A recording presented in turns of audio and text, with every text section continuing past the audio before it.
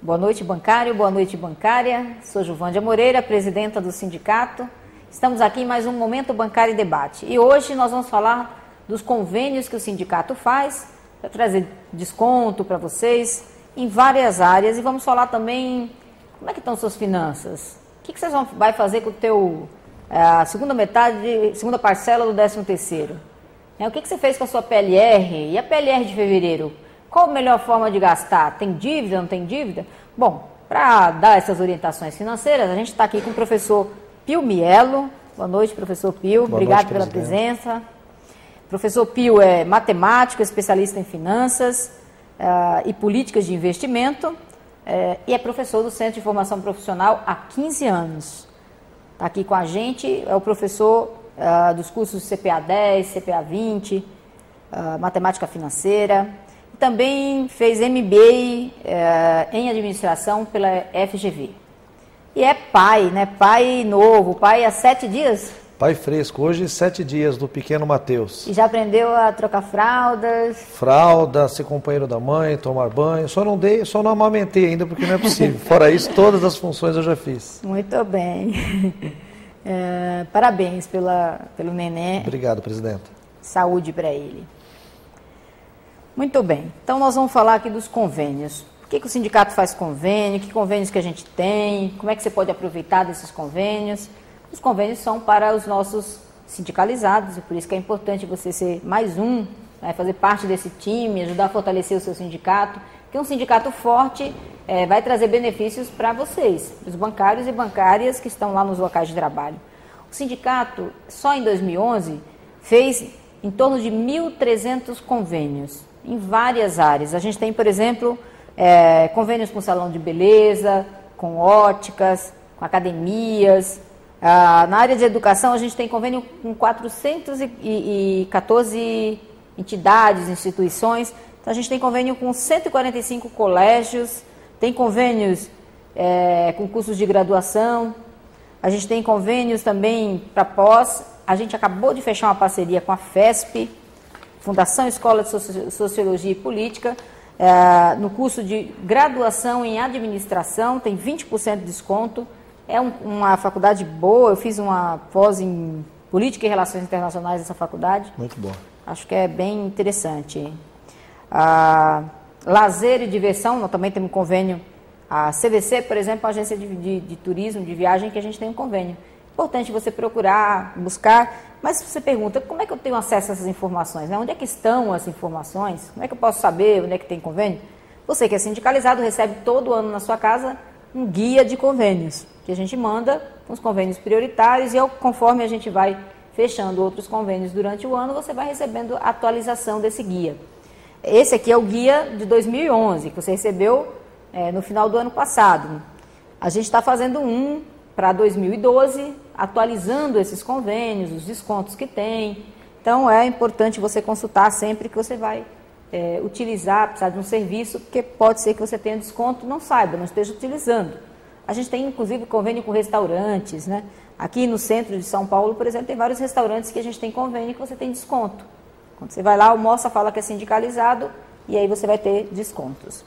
Na área de saúde, a gente tem convênio com psicólogos, terapias alternativas, então é bastante clínicas de estética, né, para a mulherada aí. Hoje os homens também estão se utilizando, estão se cuidando mais. Quase cativo. Estão se utilizando mais, cuidando mais da estética. Mas a gente tem, é legal você dar uma olhada, utilizar, porque também ajuda nas finanças, né, professor Pio? Sempre. Um descontozinho, né? Pessoa, 20% de desconto num curso de graduação, já é um desconto bem razoável.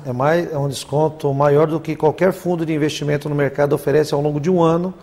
Em uma única operação, graças aos convênios, o bancário consegue obter. Bom, professor, você está com a gente no Centro de Formação Profissional já há 15 anos, desde que a gente lançou o centro, né? E a gente tem esse, agora em janeiro, já 17 cursos agendados que começam em janeiro. Alguns começam em janeiro, terminam em fevereiro. Inclusive do CPA 20, CPA 10, tem duas, eu estou vendo que tem duas turmas, tanto do CPA 20 como do CPA 10. Fala para a gente um pouquinho como é que estão essas turmas, será que já ainda tem vaga para o bancário? Ainda temos vagas. Primeiro, eu acho que o sindicato, mais uma vez, está de parabéns por estar preocupado com a formação e qualificação profissional da sua categoria, da base de qual ele representa. Hoje, um profissional da área financeira, presidente, que não estiver devidamente qualificado, certificado, ele vai sentir algumas dificuldades no seu dia a dia de trabalho. Então, nós ofereceremos agora em janeiro, tanto uma turma de CPA 20 e uma turma de CPA 10, em 2 horários diferentes. Eu acho que esse é um diferencial. Fala assim, para o bancário que não está na área gerencial, comercial, não sabe o que é o CPA 10 e o CPA 20, o que é, para que serve, qual é a exigência? Perfeito. Primeiro, CPA significa Certificação Profissional Ambima, tem a série 10, que é a primeira certificação de uma série, e a série 20, que é a segunda certificação que precede outras certificações que se fazem necessárias. O CPA 10, ela visa preparar, certificar o bancário, é uma prova que o bancário faz, que ele agenda, ele faz online, ele tem 50 questões para acertar pelo menos 70% em 2 horas. Em sendo aprovado, ele tem uma certificação que a Ambima fornece, que lhe concede, em tese, o direito de atuar junto a produtos de investimentos. Então, hoje, um profissional, para atuar dentro de uma agência com produtos de investimentos, precisa ter essa certificação CPA Série 10.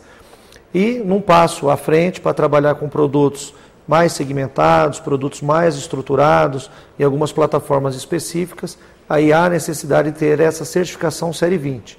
Aí são 60 questões com 2 horas e meia de duração de prova, que engloba todo o sistema financeiro nacional, políticas de investimento, produtos bancários, postura, atendimento, conduta, códigos de ética.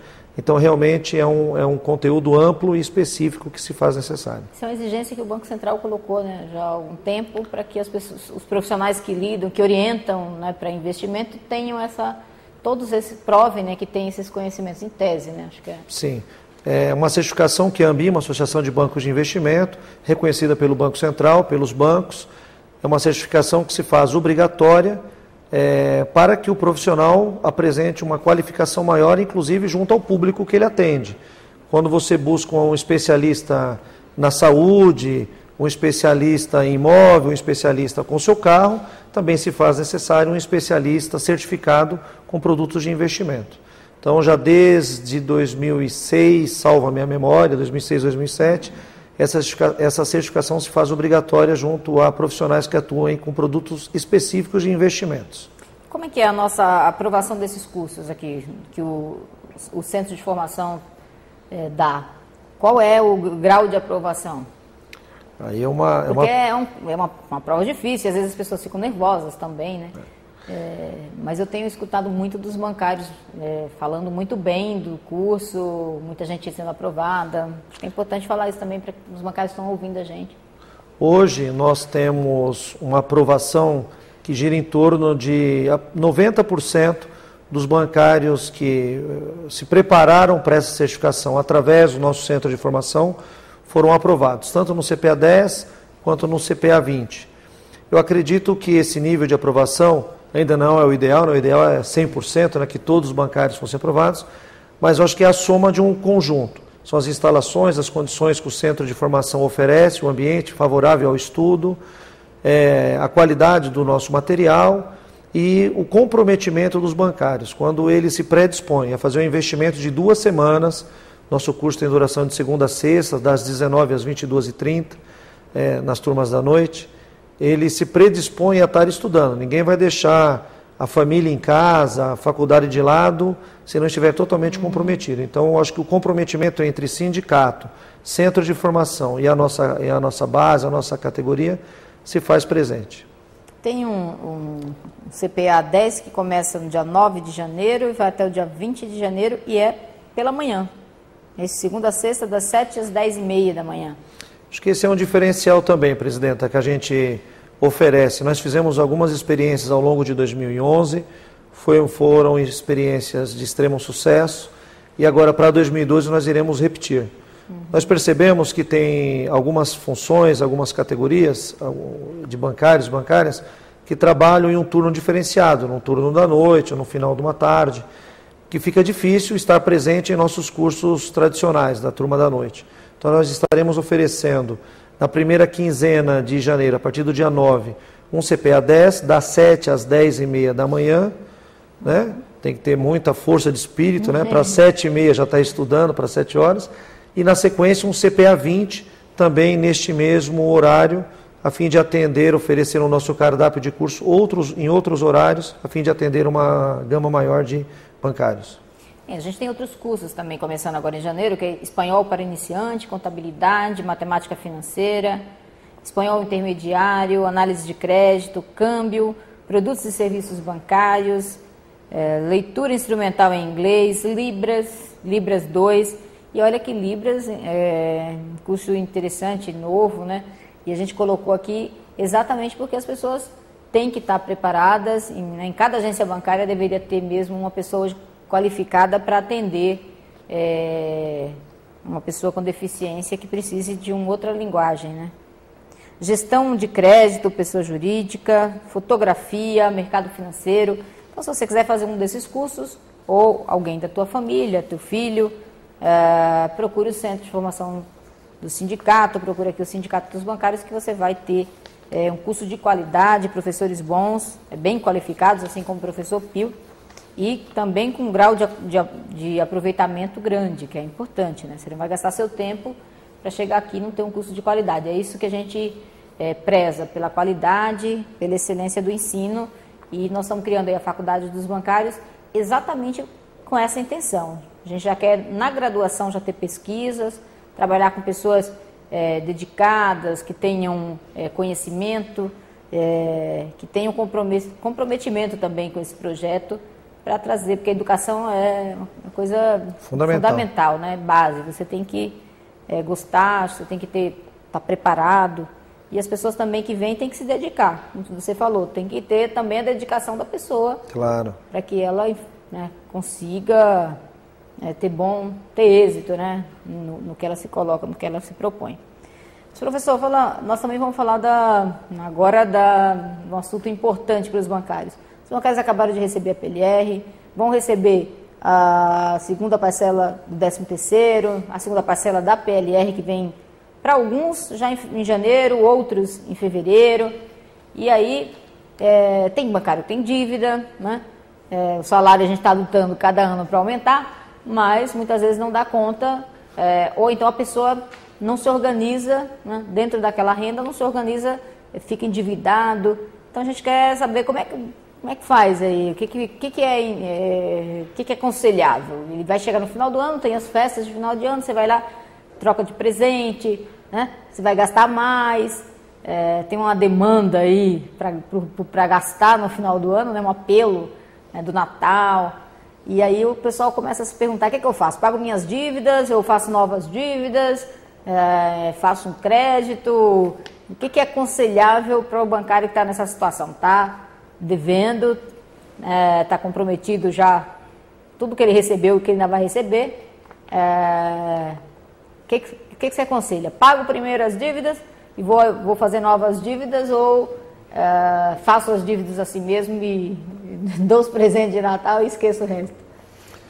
Presidente, eu acho que o final de cada ano é um momento chave para que a gente tenha duas iniciativas. Uma de reflexão do que foi o nosso ano e um de comprometimento para o ano que vai se iniciar. Eu acho que o bancário agora, primeiro, ele tem que estar comprometido com a sua qualificação profissional, como você mesmo disse, participando dos nossos cursos de formação a partir de janeiro e ao longo do ano. E aí eu tenho a convicção que paz financeira é qualidade de vida. Você tocou num ponto fundamental. O bancário, o trabalhador, ao longo do ano, o sindicato trabalhou numa campanha salarial, trabalhou numa frente para aumentar a renda de cada trabalhador, que é justo, porém a batalha também se faz em outro lado, que é no controle das despesas. A matemática é fria, a matemática é cruel. Se você tem uma despesa maior do que a sua receita, não há mágica para resolver o seu final de mês com tranquilidade.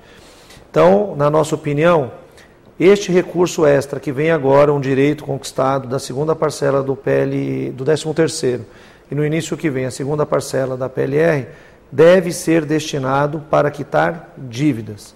Nós temos um excessivo endividamento, né, acumulado ao longo dos últimos anos. O Brasil, de 2008, corretamente, a partir da iniciativa do presidente Lula, o Brasil incentivou bastante as políticas de crédito, que foi bom, fez a economia se alavancar, hoje o Brasil está numa franca expansão.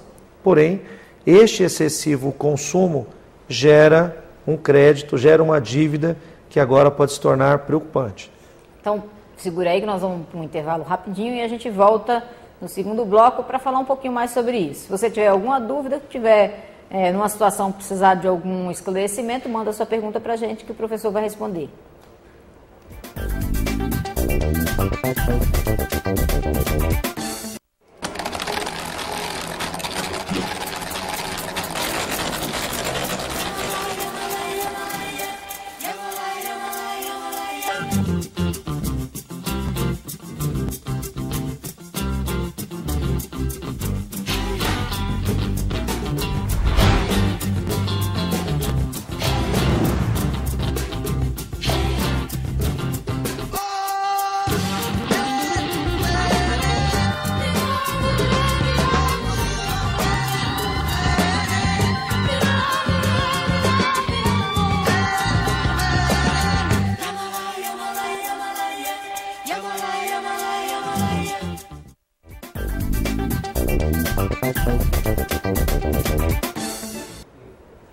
Estamos de volta aqui no Momento Bancário de Debate, que hoje, infelizmente, por causa de um problema técnico, começou um pouco atrasado, eu diria bastante atrasado, né?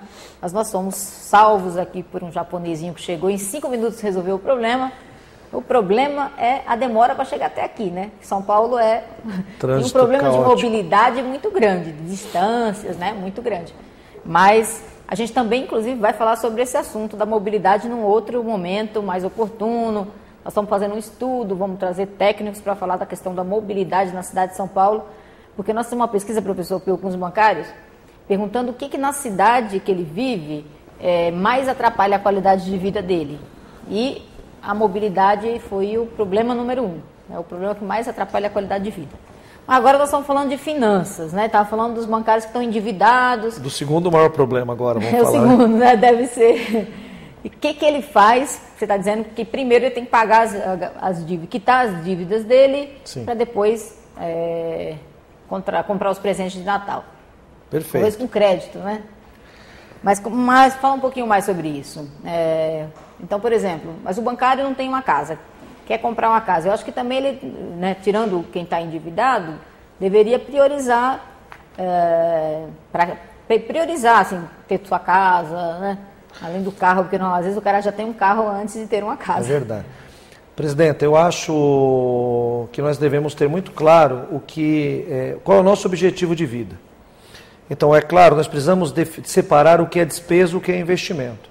Quando a gente está falando em pagamentos, eu não estou falando da entrada do imóvel, que é um sonho e é legítimo, do imóvel, ou da faculdade, ou da escola dos filhos. Isso eu vou considerar como investimentos. O nosso grande problema são as despesas corriqueiras do dia a dia. São despesas que não vão agregar valor à sua vida, elas vão representar um alívio momentâneo de consumo, mas ao final de um mês e acumulado em um ano, isso vai gerar um grau de endividamento desnecessário. Então, vou dar um exemplo muito claro. R$10, uma nota de R$10 no dia. Talvez não faça grande diferença no seu orçamento aquela nota de R$10. Mas R$10 por dia são R$300, que já simboliza 10% de um salário de R$3.000 que você gastou sem saber praticamente aonde foi. Ao longo de um ano, faz essa somatória com mais juros e correção, nós estamos falando aí em torno de R$4.000, R$5.000 que você perdeu ao longo de um ano. Então, eu acho que a principal decisão é você conjugar o que você precisa e o que você quer. Com essa receita extra de final de ano, eu recomendo que você bancário, que você bancária, faça um diagnóstico da sua vida financeira.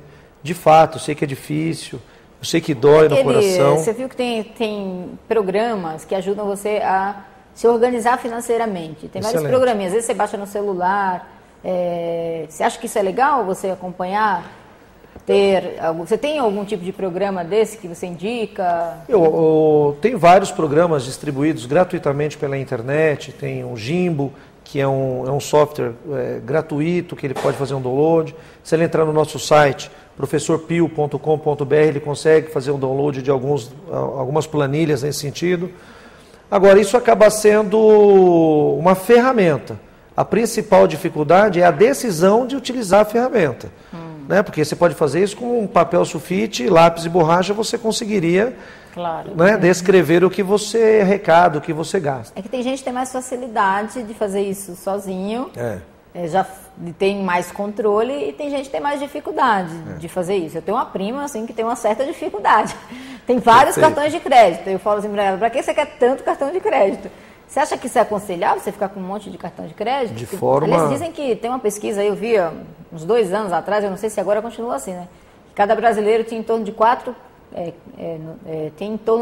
cartões de crédito por brasileiro, se você considerar a quantidade de cartões emitidos. É um excesso, é um abuso de crédito. Eu acho que, inclusive, o Banco Central, na minha opinião, deveria ter um rigor também quanto a isso. É claro que o crédito é importante que o tenhamos, o crédito estimula e motiva a economia. Não sou crítico às políticas de crédito. Inclusive, o crédito, se você comparar com outros países desenvolvidos, em relação ao PIB, o nosso ainda tem margem para crescer, ainda é baixo, né? Baixo. Acho que não tem problema. Acho que a nossa questão não é só a questão do crédito, é a questão da nossa cultura. Né? O quanto de crédito a gente toma e se de fato nós teremos condições de honrá-lo ao longo de um médio e longo prazo. Porque o problema não é o crédito apenas, presidente. Você pode ter 3, 4, 5, 6 cartões de crédito. Se você os administra corretamente, consegue conjugar o dia de pagamento de acordo com o seu fluxo de caixa, utiliza o cartão de crédito como uma ferramenta de pagamento para aquilo que você realmente precisa, excelente, não há problema. Eu mesmo tenho 3 cartões e os conjugo de acordo com o meu fluxo de pagamento. O problema é quando você tem cartão de crédito, 3 ou 4, talvez a sua prima seja esse caso, de utilizar um cartão para rolar a dívida do outro. Então ele utiliza o crédito de um cartão para pagar a dívida daquele cartão que já estava em excesso, e aí ela não se dá conta que os juros cobrados do cartão de crédito é o juros mais caro que o brasileiro tem à sua disposição. Chega a beirar estratosféricos 13%, 14% ao mês. Então essa dívida ela se torna impagável ao longo de um ano, por exemplo. E no caso do bancário tem várias linhas de crédito, às vezes no banco tem linhas de crédito especial para o bancário, então é melhor ele ver realmente qual é a linha de crédito que tem uma taxa de juros menor, para que ele não fique, por exemplo, cheque especial, se você olhar, depende do banco, cheque especial, você tem uma taxa de juros maior. Perfeito. Então é melhor você utilizar, a gente pega, por exemplo, Bradesco tem uma linha de crédito especial, no cartão de crédito tem taxas especiais para o bancário. Perfeito. Já no cheque especial, não. Então não é aconselhável que use o cheque especial. Nesse caso, você tem que ver qual é a linha de crédito que tem uma taxa de juros menor, por exemplo. Mas... O bancário e a bancária, presidente, em que pese todo o desgaste da função, o acompanhamento que o sindicato faz, mas ele tem um privilégio frente a outras categorias, porque ele tem uma informação privilegiada, ele tem acesso a condições de crédito que são diferenciadas a outros profissionais do mercado de trabalho. Agora, ele precisa utilizar essa informação e esses benefícios em benefício próprio, precisa trazer ao seu... Isso tem que andar ao seu lado e não ser uma ferramenta contrária. De fato, quando ele faz um diagnóstico, coloca no papel o quanto ele deve e em que ele deve, ele vai ter mais claro quais são as trocas de dívidas que ele precisa fazer. De repente, vale muito mais a pena ele refinanciar um carro, por exemplo, em 12 ou 24 parcelas, a uma taxa atrativa que o banco oferece ao seu funcionário. E quitar todas as outras dívidas de cartão de crédito, de cheque especial, antecipar pagamentos, pagar à vista um bem, do que ele... Pela ilusão de ter um bem já quitado e ficar rolando outras dívidas a uma taxa excessivamente mais cara. Então, essa sua colocação ela é fundamental. Faça um diagnóstico, busque uma linha de crédito mais barato e, sem dúvida alguma, troque-as. Prorrogue uma dívida para longo prazo mais barato e quite as de curto prazo mais caras. Sim, então isso é importante. E, bom, quem não tem dívida, né? Sou um bancário comum, tem dívida... tem que pegar o 13º dele também, não quer mais a PLR, e ele está pensando, o que eu faço, né? Já comprou o carro, já está pagando a prestação do apartamento, quer fazer um investimento. Eu vi, a gente fez uma pesquisa aqui também, no começo do ano mais ou menos, que tem uma demanda do bancário por previdência complementar, que é pensar no futuro, não pensar quando ele vai aposentar, na complementação da aposentadoria, né? Acho que o que você fala da previdência complementar?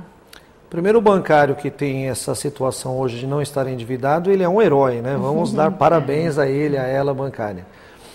Ele não pode esquecer, presidenta, que o início de cada ano, agora logo no primeiro trimestre de 2012, nós temos uma carga tributária excessiva que ele precisa estar atento a isso, acho que em primeiro lugar. Então, a primeira dica é quite o endividamento que você já possua. Se já quitou, se ainda tem alguma reserva, se não tem dívidas, se programe para o início do próximo ano. Ele não pode esquecer que vem IPVA, que vem IPTU, que vem matrícula escolar, né, que vem uma série de despesas que ele precisa estar honrando no primeiro trimestre de cada ano. Pagar as dívidas que ele vai fazer agora nas festas, vai dar um presente para a esposa, para o marido, para os filhos, é legítimo e é recomendável que o faça, né, porque é um bem-estar. Agora, pagou todas as dívidas, se programou para o início do próximo ano e ainda tem uma reserva financeira, aí eu acho que é corretíssimo ele pensar numa política de investimento. O mundo dá sinais, né, começou nos Estados Unidos em 2008, 2009, agora Grécia, Itália, o mundo dá sinais que está à beira de uma crise financeira, né, sem precedentes. E aí, quem sobrevive a esta crise é quem tem liquidez, é quem tem dinheiro disponível. Então hoje, o profissional, o bancário, a bancária que conseguir criar uma política própria de investimento para que tenha dinheiro disponível numa emergência, ele estará dando um grande passo para um futuro mais tranquilo. E passa pela Previdência. É claro que hoje, se nós pensarmos na Previdência pública, ela tem aí um estrangulamento natural, então é legítimo que cada profissional pense em construir um pé de meia paralelo. Se ele tiver disciplina, doutrina, um planejamento financeiro, ele não precisa necessariamente entrar num dos planos de previdência que os bancos oferecem. Ele pode criar a sua própria previdência. Então, eu me regro a depositar 200, 300, 500 reais por mês numa caderneta de poupança, num CDB ou principalmente num título público federal, através de um tesouro direto. Se eu tenho essa disciplina, eu não preciso pagar taxa de administração para instituição alguma. Mas se eu não tenho essa disciplina, aí procure. Mas também no caso dos bancários, tem os fundos em que o banco contribui com a parte. É sensacional. E aí o bancário contribui com a outra, né? Como Sim. a gente tem, por exemplo, Previ, no caso do Banco do Brasil, a Caixa tem a FUNCEF, mas o Itaú também tem, Bradesco Sim. tem.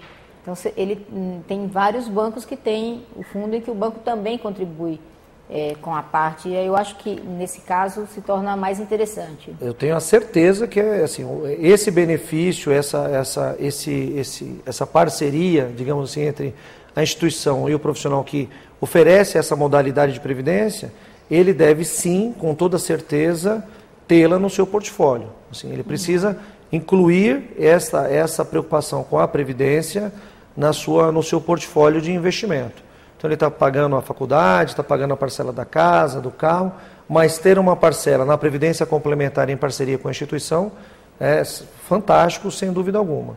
E mesmo depois, no futuro, não estando na instituição, ele também deve, na minha opinião, tentar ao máximo estender este produto para que lá na frente ele tenha um pouco mais de tranquilidade. Bom, nós estamos chegando aqui ao final do nosso programa. Queria agradecer aqui a presença do professor Pio, dar um espaço para as suas considerações finais. Se você tiver mais alguma orientação a dar para os bancários em relação às finanças pessoais, é importante, a gente já viu que é importante quitar as dívidas, é importante a gente olhar, fazer um diagnóstico, né, como você fala das dívidas, onde é que você está devendo, que taxa de juros você está pagando em cada um das modalidades de crédito que você está acessando. Mas tem, assim, você acha que tem mais alguma coisa que é importante falar para o bancário? Ele fazer com 13º, com a PLR, vai receber logo em janeiro, fevereiro, o pessoal já está recebendo a segunda parcela da PLR? Acho que a dica que eu posso dar, presidente, é para que o profissional seja feliz, né? Ele precisa ter um final de ano reconhecidamente como sendo um momento aí de reflexão, de alegria com a família, com os entes queridos. E essa alegria passa por paz, por qualidade financeira, né? Dificilmente, com dívida caindo, cartão estourado, gerente ligando, cobrando, a cabeça dificilmente vai estar tranquila para os festejos. Então, faça esse diagnóstico, de preferência envolva a família, eu acho que isso é muito importante. Às vezes o pai, a mãe fica preocupado e não divide com o companheiro essa preocupação, acho que é muito importante, tem que ser uma decisão tomada em família. Onde às vezes ele tem que economizar e o parceiro ou a parceira não está economizando, né? Exatamente. Aliás, nem conhece a situação para... Perfeito. Eu acho que dá para construir um momento com um momento familiar para essa discussão, né? Para que de fato seja uma parceria entre o casal, tenha um companheirismo entre os filhos, para que elenque prioridades, saiba onde que ele pode ou não gastar, onde que ele pode ou não fazer. Eu e a Carol, minha esposa, nós temos uma brincadeira em casa, presidente, entre outras, né? Mas essa a gente conta. A gente economiza R$100 por mês cada um, né? A brincadeira é onde cada um economizou, que ao final do ano nós conseguimos acumular R$2.500, R$2.600 de economia. Então é uma unha que ela deixa de fazer, é difícil, mas de vez em quando ela deixa. É um jogo de futebol que eu deixo de ir, é uma revista que a gente deixa de comprar, mas R$2.600 ao final de um ano nos permite fazer uma viagem que agrega muito mais valor para nós, agora para o nosso filho, do que pequenos gastos corriqueiros do dia a dia. Então envolver a família neste projeto, né, neste novo ano que vai se iniciar, eu acho que é fundamental. Acho que essa seria uma grande dica. Assim. Faça um diagnóstico das suas finanças, mas não faça só, faça em família, traga o companheiro, a companheira para o seu lado para ser um aliado a você. Acho que essa ele é a pode dica. Se programar, inclusive, para ter mais qualidade de vida, né? Ter um lazer, né? Enfim, eu acho que isso também é fundamental, né? Você tem que buscar ser feliz, não adianta só trabalhar, só estudar, só, enfim, viver endividado e preocupado. Você tem que também administrar as suas finanças, porque você tem um tempo para você, se você tenha condição de fazer uma viagem, um passeio, né? Desestressar, porque realmente a vida de bancário não é fácil. Não é fácil. Muito bem. Professor, obrigado pela presença. Os bancários agradecem as orientações e eu agradeço a sua audiência e a gente volta na próxima semana com mais um Momento Bancário em Debate. Um grande abraço a todos.